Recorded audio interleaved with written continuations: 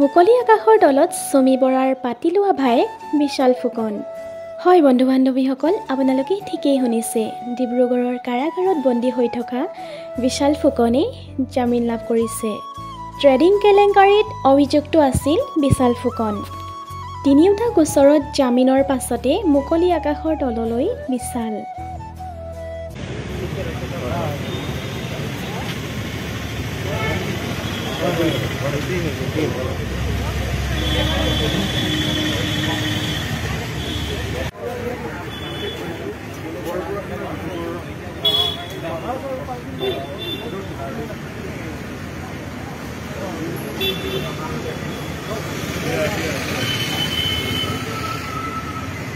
কিবা ক'বা নেকি? বিশাল বিশাল